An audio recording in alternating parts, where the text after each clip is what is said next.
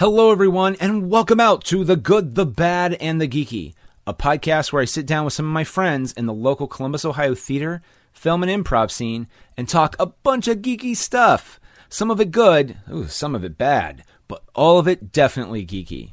If you enjoy our programs, be sure to subscribe to our show on Apple Podcasts and to leave a review, or subscribe and leave a review wherever you can get podcasts. Support for this podcast comes from our lovely backers on Kickstarter, like Anthony Portillo, for example. Anthony has been on a few episodes, just like a few of our previous backers on Kickstarter, and we don't get him on much, but when he is on, it's always a lot of fun.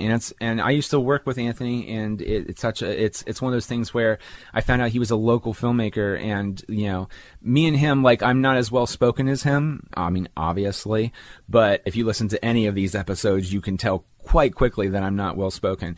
But Anthony is very well spoken, like all my other guests. But he really cares and is compassionate about film of all types. And you can really hear that when you hear him speak. So check out those episodes if you can. Anthony, thank you again for backing us on Kickstarter. Our official sponsor of the show is Audible. With over 200,000 titles to choose from, get one audiobook and 2 Audible originals each month included with your trial, even once your trial ends and normal membership begins. How rad is that? Best part is you own your library, meaning you keep the books even if you cancel with Audible. Plus, you get easy exchanges. So, don't love a book? Swap it out for free anytime. Sign up for your free trial over at audibletrial.com/goodbadgeeky. Download the Audible app and start enjoying your new audiobook. In this episode, I am here with Becky Horseman and Matt Schlichting. And we're going to sit down and talk about Last Christmas on this episode of The Good, the Bad, and the Geeky. I hope you're having a wonderful Thanksgiving, but a word of warning that there will be spoilers aplenty, not just on this, but about anything that we may talk about. Probably George... What's his name? Oh, fuck. George Michael. Jesus. I almost said George Martin, and that was my fear. That's my grandpa. Oh, good. He wrote those books? No. Or was it, wait a minute, George Michael or George Martin? George Martin. Okay. He did not write books. Oh, okay. Well, he didn't have that RR in the middle of his name. There you go. Very true. So if you have anything you want to talk about or want to say to us about George Michael, George Martin, or the film Last Christmas, or anything else we talk about, join in the conversation by social mediating us, Instagramming us, or emailing us at goodbadgeeky@gmail.com. We may read your comment on the show. All right, enough said on my end. Will, roll them.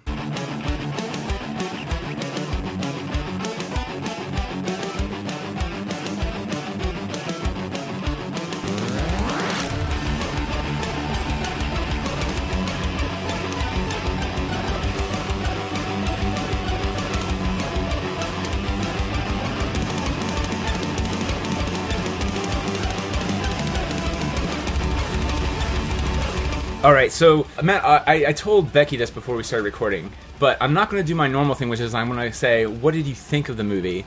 I'm actually going to twist it around a bit and say, what did the movie think of me? Well, that's another step I've not thought of. It's an interesting question. But and actually, yeah, we can talk about that too. But I was going to say, what did you think the movie was going to be about? Oh. And that, yeah, because it is. I don't want to say anything more just yet. But, well, Becky, we'll start with you. And then we'll go to Matt. Well, I thought the movie was going to be a fucking rom-com, and it wasn't. And... Spoilers. I was enjoying it. But I was wondering what the catch was, because he was the dude, I forget his name. The Crazy Rich Asians dude. Yeah, Henry Golding, I think, is the actor. There's always a twist, whether it be with her or with him. Right, that's usually how it goes. And I'm like, he's too perfect. What's wrong with him? Oh. Hold on. And then it came, the twist. I'm not going to say it. Yeah, hold on. And then, this is me calm. Okay. It was not a rom-com. So that movie was not a fucking rom-com. It marketed lies. Well, I mean, you can't be too mad. I mean, they marketed the first Deadpool as a rom-com on Valentine's Day. So... Yeah, but it actually kind of was. But I was in on the joke for that one. Well, that's true. Everyone knew that. Yes, it's about a superhero who cusses a lot and can regenerate. All right, Matt, what did you think? I was expecting like Hallmark Plus. Hallmark Plus? Yeah. So it's not that she has to choose between like her career and Christmas, or like she doesn't have to leave her 6-figure job to go back to some tiny town in the middle of nowhere and discovered the true meaning of love. With Harry Connick Jr., by the way. Well, but it couldn't totally be Hallmark because there were gays in the movie and brown people. Yeah. Oh yeah. By the way, Doctor Who fans, Osgood was the meaner cop of the two cops. Yep. That's the first thing every time she was like, "Oh, Osgood, you have a heart of gold," and I know that. Yep. Where's your little scarf? Yeah, I was expecting a rom-com with slightly higher production values and acting. Right. Yeah, that's exactly what I thought, and I knew Emma Thompson kept saying, "Well, there is a twist," and I was thinking, "Oh, is it like, ooh, maybe there was a heart transplant or something?" I'm not kidding. This is what I was thinking, but so she gave it away, and now it's hard for her to fall in love again. Well, that's kind of partially correct. But then it took another turn I wasn't expecting. Yeah. Which is... So mad. Now see, okay, I was mad, I was sobbing through all of that, though, too. Oh, I was, too. And then it realized, I was like, oh, this is a rom-com about her loving herself again. And I was like... And then I came more at peace with it. So, to be clear on the twist, he just randomly shows up and disappears and reappears, and she can't find him. He makes a point. He's like, I don't carry my cell phone anymore. And you're like, okay, kind of cool, because we all sit there and think that we should probably unplug for a bit, put our phone in a drawer. He fucking did this, and he's also like super nice. Like he goes and helps the homeless and all this and that. Real fucking goody two shoes. And there's nothing wrong with that, by the way. But she can't get a hold of him, and then he just shows up. It's like a whirlwind. They do all this stuff, and then he disappears for a few days. And then she realizes that he died like last Christmas, and he literally gave her his heart.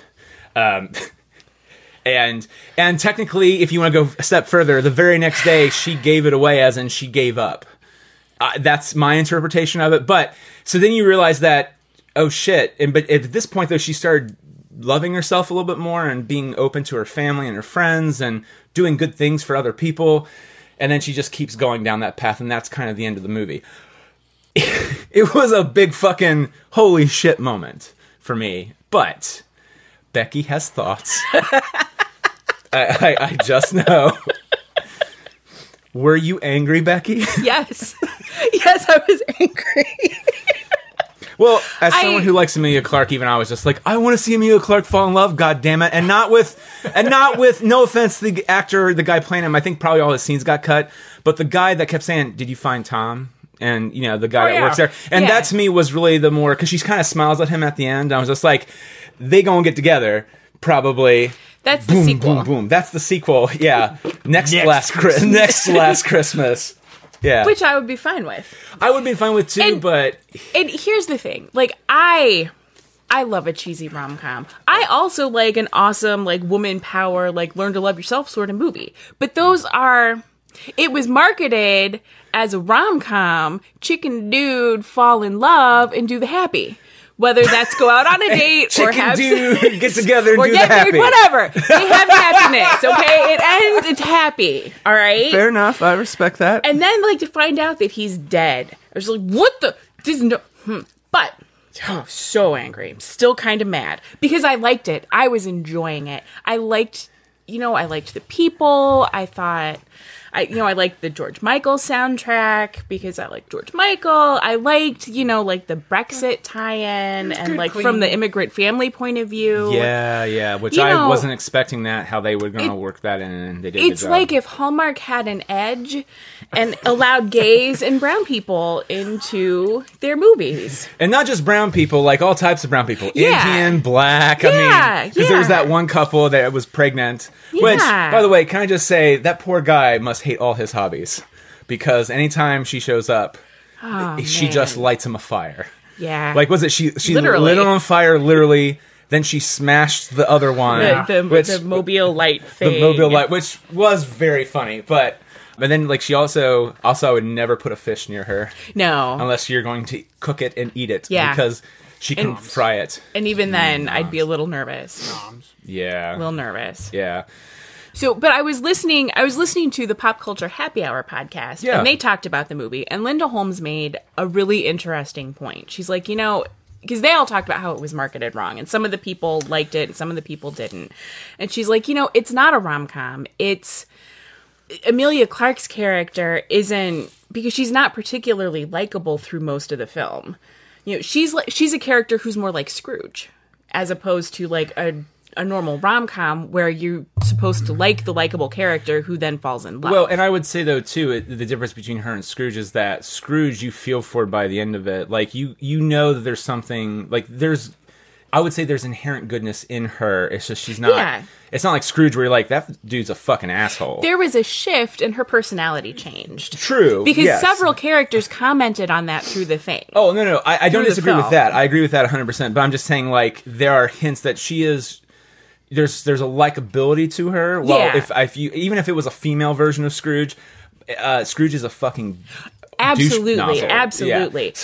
So I felt like the change is not like, yes, their change will come, and it was very evident, but Yeah. But there was still something like likable that you wanted to root for her. Absolutely, While and Scrooge I was. is kind of the character where I feel like that was the whole point, is you're not rooting for him necessarily. Right, You're rooting right. against him until you realize, life's just been kind of mean to him, and then he kind of adapted that viewpoint, and then Right. and then this one is like she kind of gave up Yeah. viewpoint. But Interesting. it's a similar kind of transformation Oh, totally. from like she's being a jerk to people, and then she learns through loving herself how not to be a jerk to people. Now I have a question. I just literally thought of this. Doesn't he visit her 3 times? I think it's more than that. Is it more than that? Because they go through, because there's the first time, The first like time outside when the bird poops on her. But I feel like that's one whole time, because then he sees her later that night. Right. And then the second time is when he The ice takes skating. her ice skating, and then the third time is they take him to the apartment. Oh, maybe it is 3 times. What the part I think the part that made me the most angry was that when she had the realization, and she's going back and she's seeing, Everything from the realistic perspective. yeah, like she sees her and him together, and then like he's out of it. And she just looks like a crazy lady talking to herself. But the part that really got me was, so at the first time they hung out, was it the first time? I think it might have been, where she was changing out of the elf Yeah. dress, and she's like, hey, guard me, and he like, puts his coat up, and, they show that part, and then they take him out of it, and she's just there Changing. changing her clothes Well, in the middle of the street. There is a thing when the two guys are walking by. She's like, "You are doing a horrible job at this." Yeah, and, yeah. And I was just, and they don't show that in the clip again. They just show Right. her like mid change. Yeah. just like, ugh. Yeah, like that it made me so angry. And I felt like if you're going to do that and make him like the dead ghosty guy, then maybe everybody should be in on it from the beginning, including her. Yeah. Like, I don't know. I was just so uncomfortable and angry and just like, why would you I'm still mad. Like, she is changing her clothes in this. Why? Dude! Well, I mean, she probably did some way worse stuff than. Well, than Yeah, that. I know, but I come away from it wondering, like, she's not gonna be okay. Like, she's schizophrenic, right? that's what it looks like. Like, she's hallucinating another person. Yeah. Entirely, on multiple occasions, in ways that she can't control. Like, Yeah. check. Well, so It's so, like, does that have something to do with when they're complaining about her not going to the doctor? Because she definitely has mental health issues, like, can't keep an apartment, estranged from her family, binge drinking, having sex with strangers all the time, like, So, Yeah. a couple quick twists, and you basically have a beautiful mind, but without any of the intelligence. wow. Like, That's an I interesting. liked the movie as like a popcorn flick with a weird twist that made me go, huh? But the more I think about it, the more I'm like, Jesus, I have not ever. I looked into this. Have you guys ever seen the movie Return to Me? no. If you get a chance, now this is an actual romantic comedy, but I hate to do this to you, but it's a spoiler. And actually, like, it's a twist, which is David Duchovny falls in love with Minnie Driver, but David Duchovny is very hands off, very distant. And he doesn't really go into why, but he used to be married, and they don't really go into it. And you find out that his wife died. And he still just constantly sees her, kind of thing, like just in a, like he just thinks about her constantly, and that's how he sees her. Meanwhile, she is afraid of just admitting to him, like, I have a heart problem. And then she starts saying things that his ex-wife used to say, and it's because she has his heart, or her heart.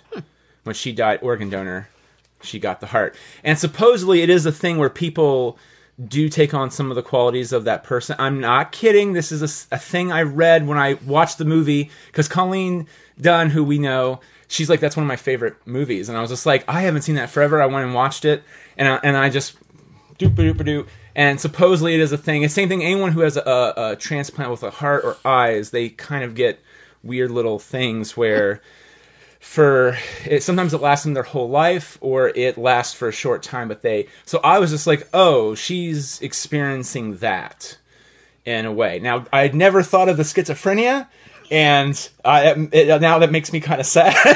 Like, more, no, like, legit, because that was my first one. I was like, okay, that kind of makes sense a little bit. I will say something that pissed me off is that I like that he kept saying look up, and the last shot of him in the movie is she imagines him again at the Christmas thing, and he doesn't say it, but he mouths look up, and then she doesn't look up. And I was just like, fucking look up! Look up! God damn it, you showed the clip of him saying fucking look up! It's just, or something, just be like, oh, there's a beautiful, like, lights on the ceiling or some shit. I don't know. I don't know, but I mean, Jesus, schizophrenia. I had not. Well, she doesn't see him at the end, though. Like, you know what I mean? Like, she's seemingly in a better place, or maybe she's on her meds. I don't know. It's a big enough question for me where I can't just ignore it, because they make the point of showing her hallucinating him, basically, like in public. Staring up, holding a sandwich, going, which, and then you think about, like, in the moment, she made out with the air in an empty apartment somewhere in an alleyway in London. Like, well, at that point, it's like Fight Club. You want to see the scene where she's like leaning in somebody's arms or whatever, and like, but I don't know. Emma Thompson is the one who wrote this, and she was the mom in this. I think she was going more for the spiritual journey of it, not that she's fucking nuts. I get that. No, I do, but here, the other thing is too, is I would also say is that Paul Feige, who's directed this, which actually in retrospect doesn't surprise me, he's very, very women power kind of movies, even if they don't always work out well. Like, he does a good job of trying to do that. Like, whatever your thoughts on the Ghostbusters remake, like 3 or 4 Melissa McCarthy movies. I think Bridesmaids was one of them. I think he did. Both of those movies. But what I'm saying, like, and like, was it I Spy? Not I Spy. The one where she was the spy, and is it just called Spy? Yeah, and then the one with Sandra Bullock where they were cops. The Heat. The Heat. Yeah, he does. I was going to say Miss Congeniality, but well, actually, sheshe was an FBI agent, Matt. Sorry. No, and also that had William Shatner. I just like doing Shatner. That's all it really came down to. He is known for kind of like Judd Apatow, where they will shoot multiple things and they do test audience screenings and they modify the film as they go. And I just wonder if that was shot or it was written and they just either they didn't shot it or they did shoot it and it just got lost in the editing, because Feige is very much into crowd control, like Apatow does. Like, so if the audience was just like, we just want to get to the end, we get it, she's happy, she's not schizophrenic. But, I mean, even like, she had a terrible heart condition and almost died. There's your trauma that could set it all off. Like, an unstable, I don't disagree with you. Unstable family environment from a war-torn country. There's some more. There's some weird things with her mom too. Like, I don't. That was kind of sad. It just feels like there is all of the framework there for a really interesting, like, Fight Club holiday special. We never quite get. Not to mention, set in the middle of Brexit. Yes. That was a twist I was not expecting, and I was just... But granted, I know Emma Thompson fucking hates Brexit. Yeah. I mean... Clearly. And so there's a... Well, no, like, I remember, like, 2 years ago, she was just bitching about it. Like, on an interview for, was it, whatever, fucking Beauty and the Beast or whatever. I just remember... Well, yeah, because she did a mediocre job of playing Mrs. Potts, and that hasn't... Oh, that's right. I'm saying words, Emma. No, okay. And this is not her fault. It's you're trying to outdo Angela fucking Lansbury. Yeah. And like, look, if Emma Thompson, who is a wonderful performer, writer, actor, just actually pretty fucking smart person. Yes. Yeah. Like, because was it her, Stephen Fry, Hugh Laurie were in the Footlights at Cambridge. They're like the same level of the Pythons. Very smart fucking people. Rowan Atkinson, by the way, did you see the Blackadder Rowan Atkinson cameo? When they were watching TV, they were watching the Blackadder Christmas special. And I was just like, Rowan Atkinson, that's probably an Emma Thompson nod to her friend. But those guys are all super smart. So I just, she really wanted to fucking get into Brexit. And then, but for Americans, we're kind of doing some other shit that's very similar to that. Yeah. I would never have framed it in the view of Brexit, but nationalism, which is what it came down to. Yeah. And I was just like, I wonder how many people right now are MAGA are watching this. Because my theater was kind of full. And I was just like, I wonder how many fucking MAGA assholes are here and are watching this, and do they get it? Like, do they feel for her because she's white, and that do you know what I mean? Like, that's a horrible thing to say, but you know what I mean. Emilia Clarke, but it's a she valid looks white. Question. It's a valid question. Yeah. You know, and it's just, and she talks British, but her family, who are barely in the movie in comparison to her, they're the ones with the accent, so your first instinct is, oh, she's British and blah blah blah. It's like, no, you're British by visa or green card or whatever. You became a citizen later, not. But you're still a citizen. You're still British. Isn't that kind of the point? Isn't that kind of the point of London, though? Well, I guess though, I'm trying to view it from a racist or nationalist perspective, which is, well, that doesn't seem right because she looks white. That's what I meant by that. No disrespect to anyone to. Yeah, so I get what you're saying. She passes, essentially, even though she's Yugoslav. Because everyone is very judgy by first, so it's like if you look at a black person, their first instinct is, whatever horrible thing, or Mexican, Latino, you say something like, go back to the country you're from. But if you look at Emilia Clarke and you're like, you're from here, never mind. Right. Well, but she also goes by Kate instead of Katerina. That is true. Now, and as someone who was born Nicholas and I go by Nick, I think later at the end of the movie you realize it is more tied to that, but that was never wasn't when I was getting into it until the very end when they were having that final dinner scene, and the movie kind of ends on that before they cut to the park, and Well, I'll just quickly pipe up and say I appreciate the Brexit undertones. Yeah. But at the same time, the scene on the bus where the guy just sort of walks up and just, go back to your country, you people who aren't from here. Sad moment. Yeah. She gets up and goes, I speak your language and you are welcome here. Don't feel sad. I'm Katerina. Bing! It just felt a little too on the nose. Well, but didn't you think also... so... And I know it was showing her growth and her accepting where she is and who she's from and trying to be part of the solution instead of just escaping from it. But, in a movie called Last Christmas... Overall, just... It was 4 different things, and it was never one of those things completely, and I think that's why I came away from it a little I still enjoyed it. I would buy the movie again. I actually don't have a problem with how it was marketed, because that made the twist a little bit more like, oh shit, I would have never seen this coming. And I'm glad I didn't see it coming, kind of thing, because I feel, especially in today's culture, we're all very whatever. But at the same time, after it was over, I was just like, well, I guess she loved herself, and I guess yay, but I kind of want to see a rom-com, which it's not what it was marketed as. Yeah. But then I see the other side of it too. It's just like, yeah, but if they market it as not that, would I want to see the movie? See, I still would. In fact, I wish they would have marketed it a little bit more honestly than they did, because then I wouldn't have been as angry. Because I went in with it. How would you have marketed that though? Well, a drama or a comedy, because it was a dramedy. It was both of those things. Okay. Or take the focus off of her relationship with him in the marketing and focus on her transformation. Because I'm fine with a movie where the relationship that the protagonist is working on is the relationship with oneself. That's great. That works. But don't tell me that the movie's about the relationship with the guy and then throw that twist at me, because then I'm going to be mad. Well, technically it is about the relationship with the guy, because he gave her his heart. Well, can we also just say this whole movie was really just a giant love letter to George Michael? It was always going to be your heart anyway. I like that line. I'm still not sure if I like it or not. Well, I just felt like they probably... I don't see. You know this how is where corn I get into, syrup is delicious, but you know it's not real? just like he was. Yeah, I guess. Okay, so I'm watching the movie and like they play like, and they even say she's like, I'm a huge George Michael fan. George Michael. I think she's the first, and she's like, George Michael is life, and you're just like, I mean, he's not life anymore, but sure. Oh man. Okay, now to be fair, I like George Michael, but literally, I felt like after like 3 songs, Freedom 90 or 1990, Freedom 1990. Last Christmas, and what was it, the Wham song? Wake Me Up Before You Go Go. For me, at least, because again, I know he's had more hits in Great Britain where he's from. Yeah. To me, it was just like fucking deep cuts of George Michael. And so then I was like, this is a George Michael love letter. And there's nothing wrong with that either. It's kind of like The Graduate in that way.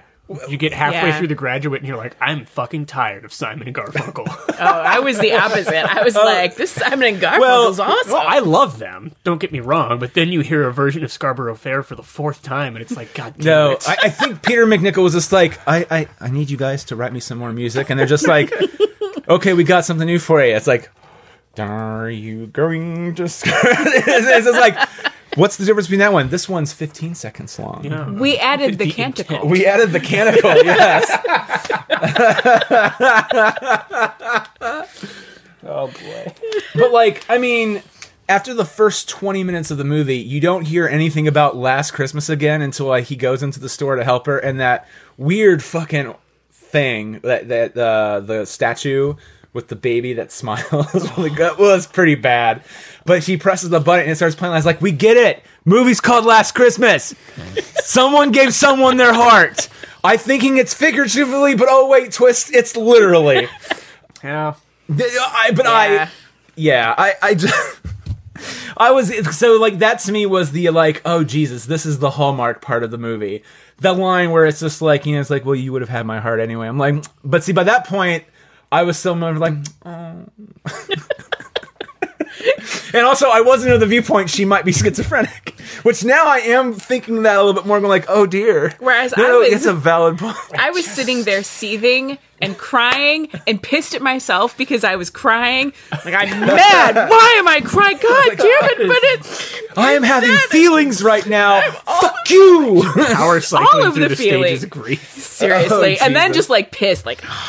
Well, so mad right now. Have you reached acceptance? So, no. Throwing this out there, let's go over some of the lyrics of the song Last Christmas so we can maybe try to decode what the fuck Emma Thompson and her husband were thinking. Because apparently she said on a Jimmy Fallon interview that she was writing this for years and then she was having a hard time, what's the twist here? Like, because everyone thinks that Last Christmas, it'll be that story. And she's like, I feel like everyone will be expecting that. What will be and she didn't give away the twist.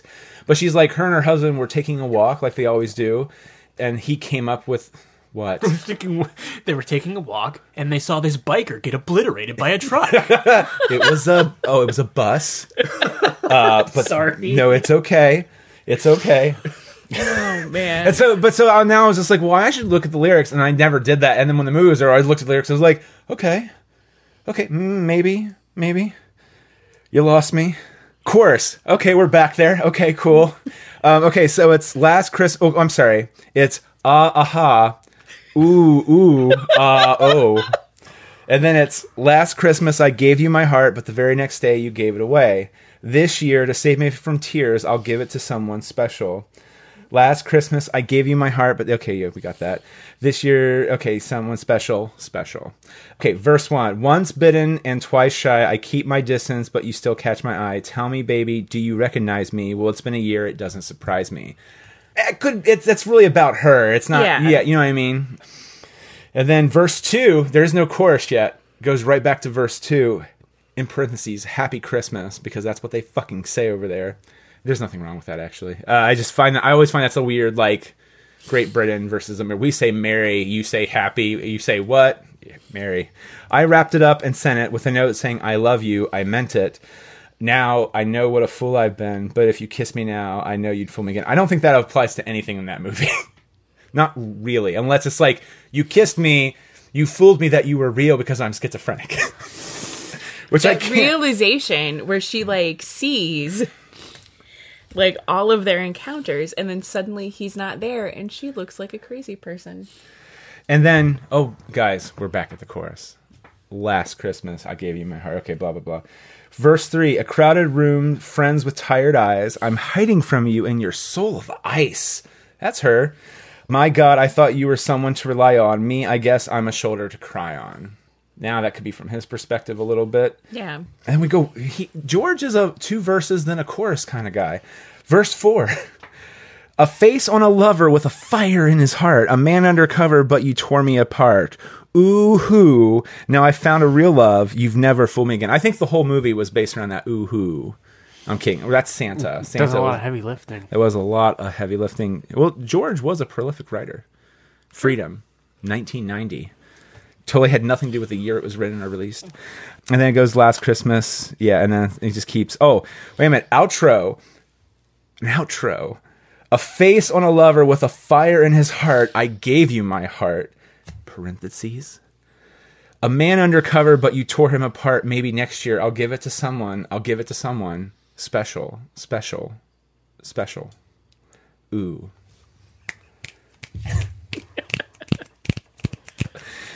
So those are the lyrics. I feel like they must have been doing acid or something on their walk, because I mean that's a real, because if anything I thought that maybe they both had heart transplants. That's what I was kind of thinking, okay. Like Last Christmas, and that's why they're both sad or something. Or, because then, okay, this is how fucked my brain is. The moment I realized the twist was happening, I go, wait a minute. No, wait. What if he gave her his heart, but he got another heart and he's alive? It wasn't the case at all. Actually, the part when he was touching her chest. Organs aren't a chain letter. Yeah. No, I know. And I totally know that. But the part when he was touching her chest. They have those chain transplants. Oh, you're right. They totally do. I forgot about that. Yeah. All right, fuck me. I thought that the big twist was that he was a male prostitute, and that's why he couldn't be reliable. Because he talked, like, the first time in the park, he was talking about, like, the woman who... I don't know the proper terminology, but was she's like the madam. The madam. For the... Oh, yeah. You're one of us now, too. That line's super weird now. Yeah. Yeah, so I'm like, oh. That's a good point. He's a male prostitute. That's the twist. And then he was dead. And then I was like, I wish he was a male prostitute, because I could deal with that. I had the thought, when she walks in and the place is fully furnished and it's up for sale, I thought he was like a former addict. And so that's why he was volunteering at the homeless shelters, because he used to be a homeless addict, and it was like a place where you get put up when you're getting back on your feet and you find your first employment. Or as an addict, he broke into someone's house and he was squatting. No, right. I mean, that can happen. Yeah.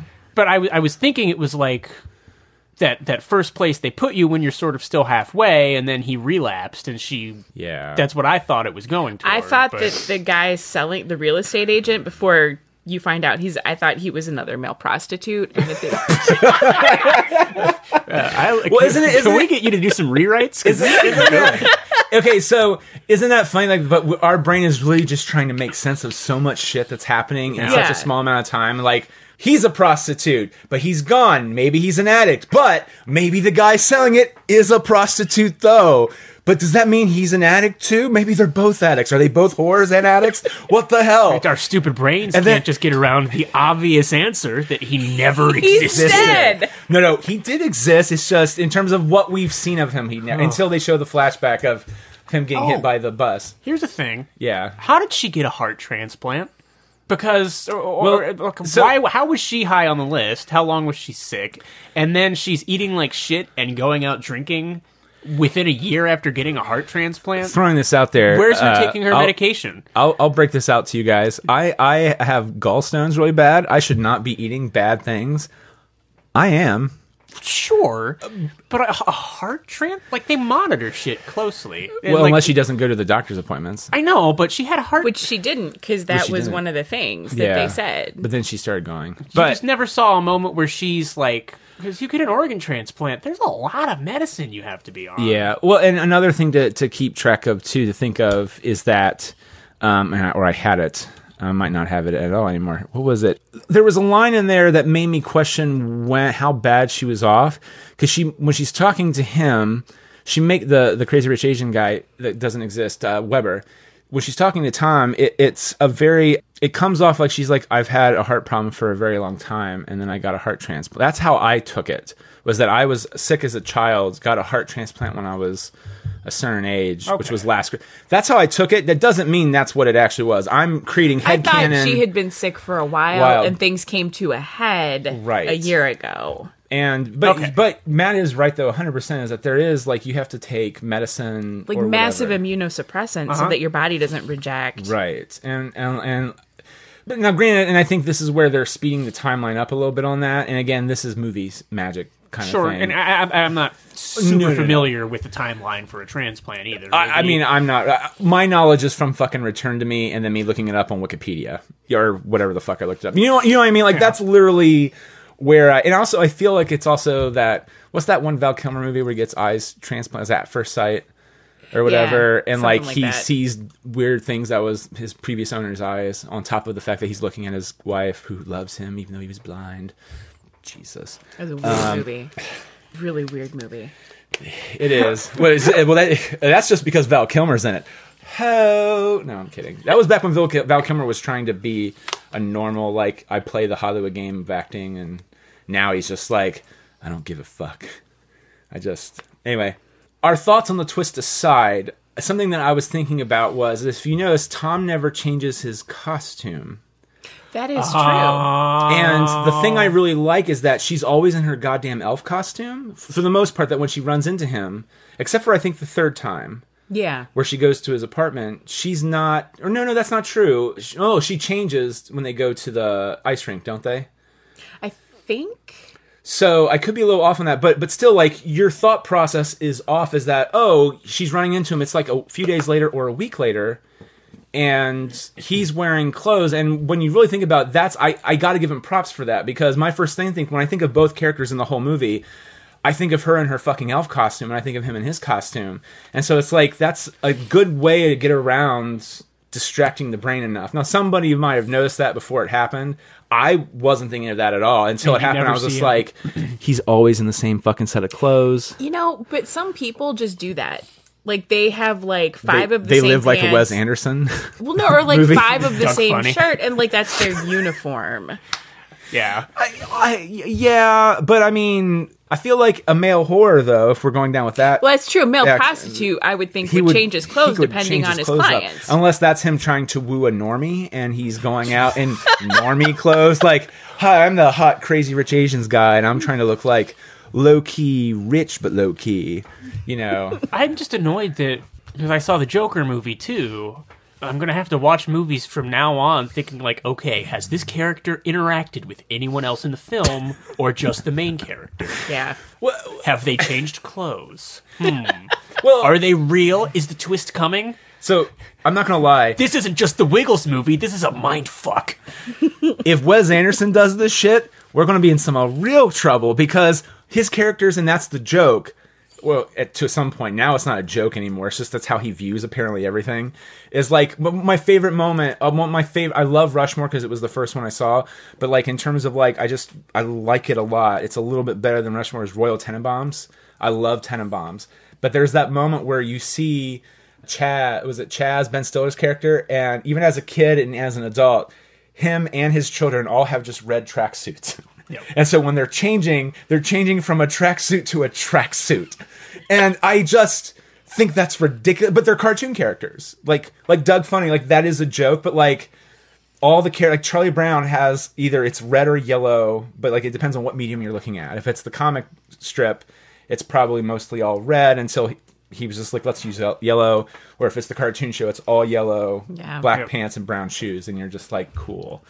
It's bizarre to think that way, but if Wes Anderson starts doing that shit, we're fucked, because you're not going to be able to tell when is the fake Wes Anderson character on screen and when did he die. You just will have no concept or clue whatsoever. It's going to be trippy. So there's a lot to unpack in that movie. Would you see it again, I guess? Or would you be happy to see it again? Not maybe pay for it, like if it comes up on cable, or maybe like rent it for like $3.99 or something? I'll wait for it to be out. I would like to watch it again, knowing the twist and seeing if because I was, up until that moment, I was enjoying it. Yeah. I mean, it was, it had funny moments, it had sweet moments, it had interesting characters, I thought. Yeah. I liked the interplay between Emilia Clarke and Henry Golding. I thought they had a nice chemistry together. Everyone in that movie had really good chemistry. Yeah. I really liked. There was a lot I really liked about it, but that twist really made me angry. What was for your audience, or how many people were in your theaters when you were watching it? I'm just curious. 7? 7? What about you, Matt? I was at the Marcus. There were maybe a dozen other people. There was about a dozen, maybe 15 people in mine. The laugh out loud moment in the whole movie is when she was singing to her, and her mom was singing to her in her room. That got a good reaction. Which it was funny. But I just remember everyone was laughing, and then it just kept going on, and then you could just see everyone go ha ha ha, and you could just see they all laughing. As I was like, oh, everyone has had this experience some point in their lives, and then it keeps going on to the point where you finally cut to her reaction. She's like. And they cut back to her singing, and it's just like, Jesus, it's probably only 30 seconds, but it feels like 3 minutes of her singing, and nothing against Emma Thompson singing, but it's meant to be embarrassingly painful. Yeah. I liked at the end when she was singing the song, and it was the really sad end, and her husband was just like, no, can we sing? It's a celebration. Can we sing something happy for once? What do you have in mind? And then he just starts doing. Yeah. Okay, that was an interesting relationship too. I feel usually in a rom-com movies like this, it's either that couple breaks up by the end of the movie, and it's just kind of was what it is, which. You know what I mean? It's left very which I'm fine with, because I feel like I've met friends who had their parents argue like that all the time, but they seem to be weirdly happy. It's like a weird thing, and again, they seem to be enjoying each other's company in that moment. So you don't. I don't know. It was very. The side characters all had very interesting. Their family dynamic was very interesting. Yeah, and I do know that even though in Great Britain, for the most part, being gay or bisexual or whatever is a lot further than it is here. And that's my opinion. The fact that because she's from Yugoslavia, that is a source of contention because in that culture that's not accepted. In Great Britain, it is. But and so I thought that was an interesting storyline a little bit, and I liked how too that Katrina in her own way she's being an asshole about it, but she is trying to be supportive of her sister. But she's like, well, why didn't you invite? And granted, she's also using it as a kind of a fuck you moment, but it's also because of concern. Older sister, is it older sister, right? Older sister concern. Also, weird thing. I'm just now thinking of it. There's a shot at the beginning of the choir singing, and they show obviously Katrina in the center, which I was just like, of course she's in the center. Whatever. But they show this redhead girl looking at her. She never comes back.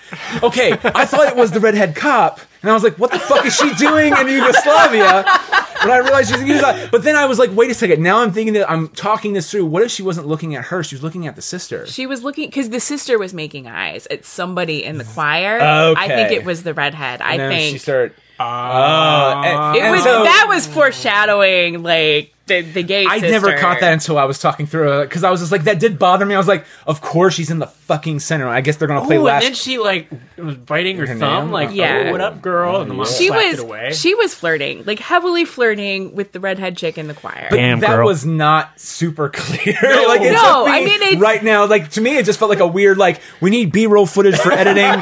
There's a gap here, and then Paul's just like, what about that redhead? Then we get a redhead and a brown hair boy or something. We can just maybe cut to them.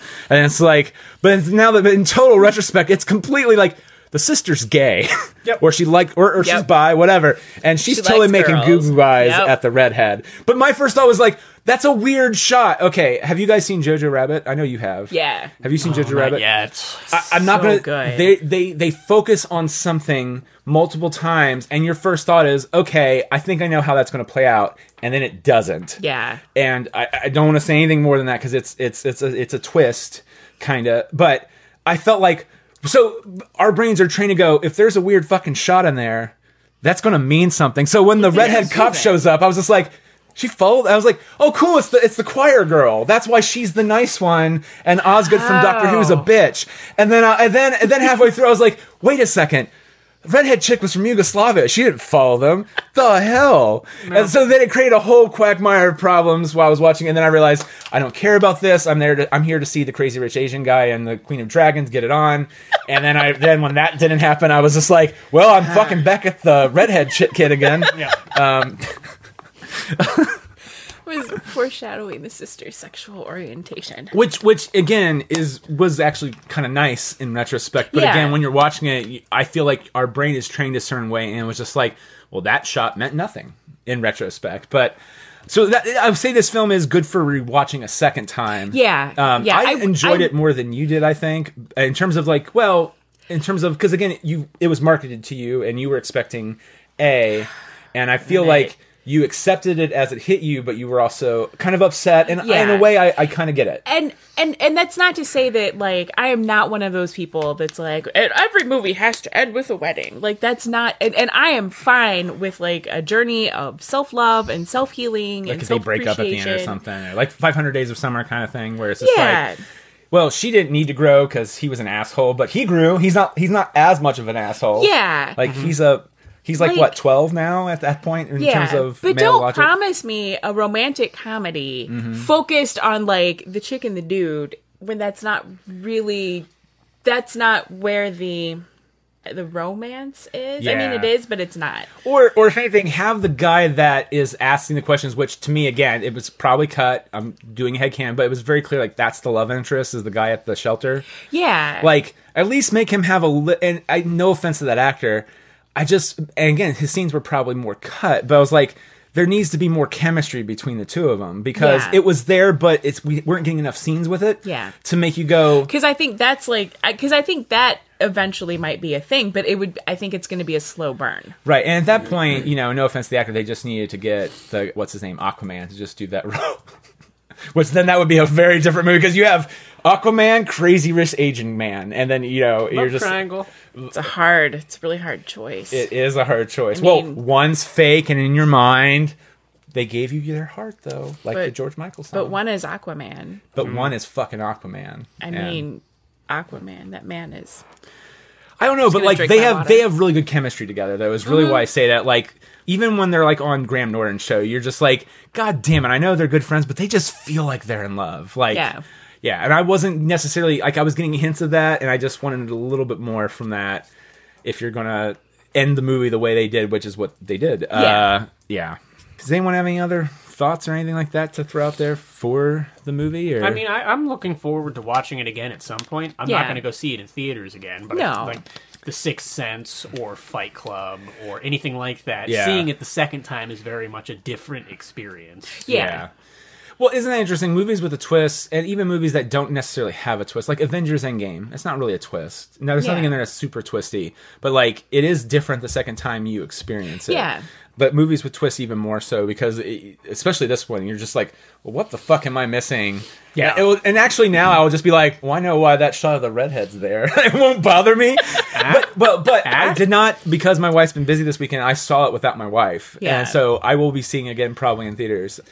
We have the A-list though, so it ends up kind of working itself out. But, I've not told her fuck anything about that twist. Yeah. And so it'll be interesting to see if she's super pissed by it or if she's just like in the middle or if she's enjoyed it. I have no clue. And sometimes I can't read her with something. Like I thought she would really love Notting Hill and she was just like, Notting Hill was boring. And I was just like, fucking boring? Like that to me is it's one of my favorite rom-coms.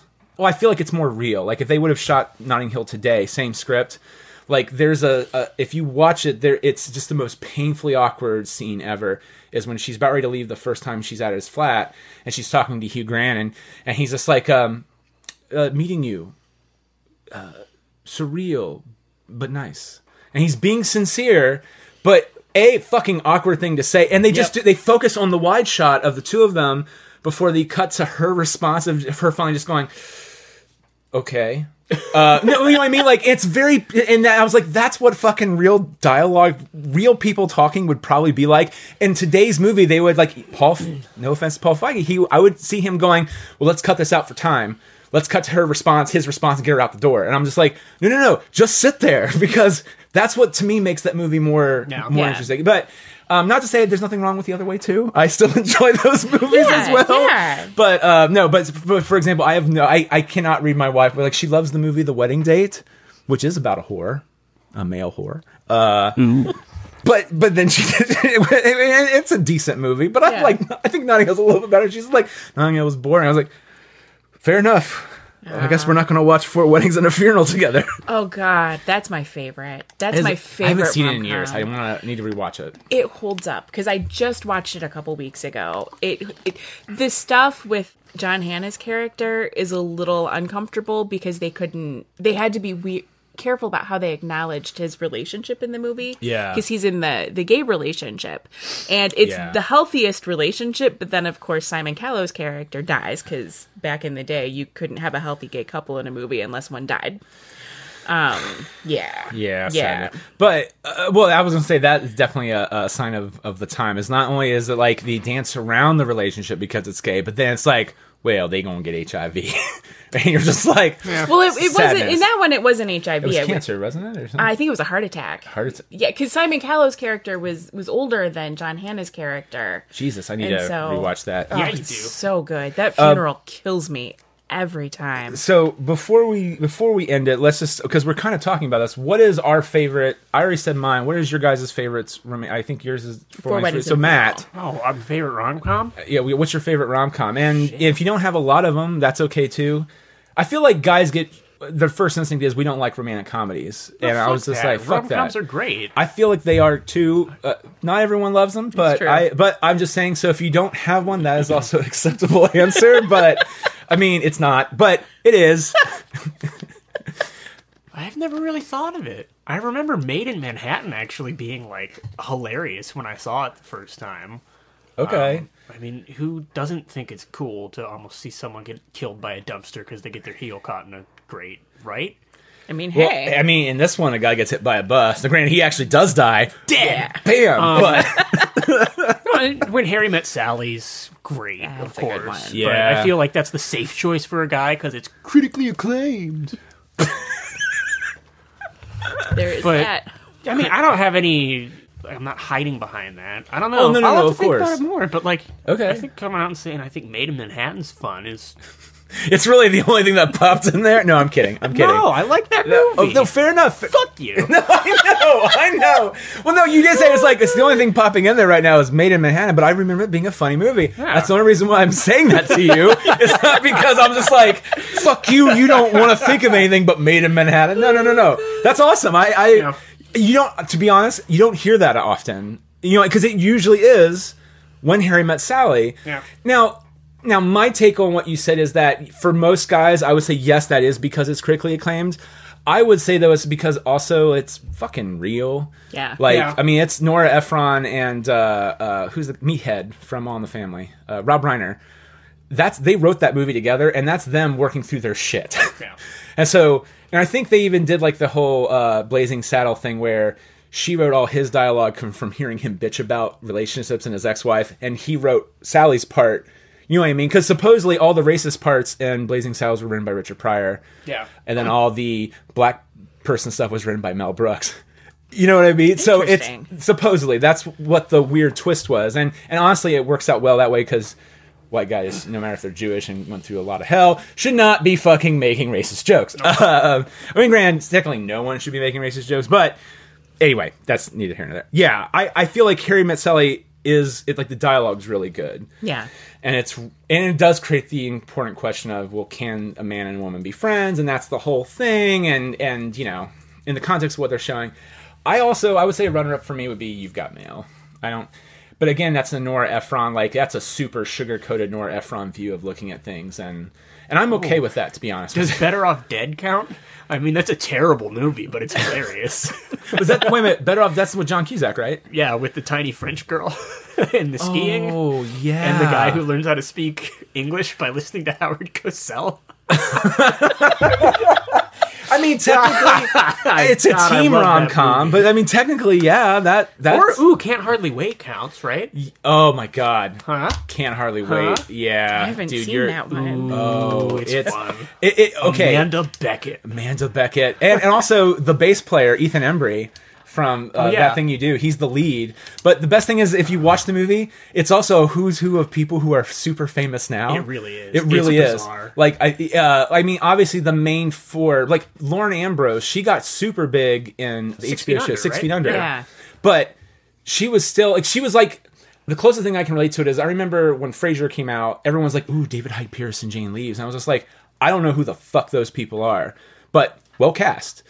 Apparently they were super huge in other acting circles, like well respected, and that's why they got farther along in the process. It's the same with Lauren Ambrose. Apparently she had been acting for a while, nothing had really hit for her, but then when you watch Can't Hardly Wait, you're like, this girl's super fucking talented. Seth Green, obviously. Yeah. Seth Green. And then Ethan Embry, who had done like Empire Records, That Thing You Do, among other things. That's about it. And yeah. Well, no, he's great, though. He is really good. He's also in, what's that show right now on Netflix? It's the old ladies. I hate to say it like that. He's working again? Well, he's been working for a while. He was in Sweet Home Alabama. Yeah, he was in No Sweet Home. shit. Yeah. Okay, good for him. I always thought he was great, and I wondered why he didn't end up doing more. Weird fun fact that has nothing to do with anything we're talking about, but this is how we'll end it, everybody. Because, Matt, we got to get you out of here. Yeah. He shit himself on That Thing You Do. Because he was doing drugs a lot at the time. There's that scene where that could be why. That could no. It's only he's openly. I think he talked about it on Twitter like a month ago or something. Because someone was asking like, "What's the most embarrassing but fun moment you've had?" And my first thought is, "Why is that fun?" Well, apparently the costume designer it was drugs mixing with something else. Like he drank too much.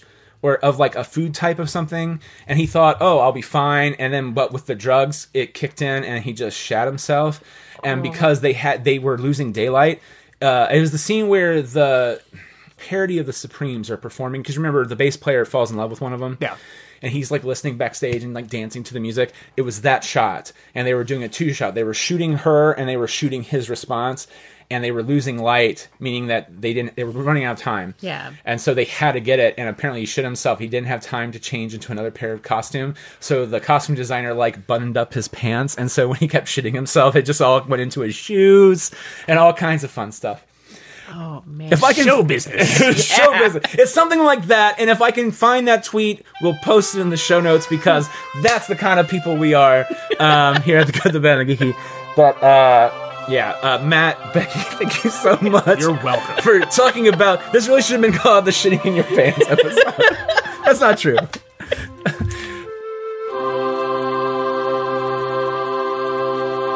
Get out of here without cheese! You're a creep! Go away! We're having a good time until you showed up, cheapers! Go have some coffee with cream or something! Because I'll tell you something! This is a happy place!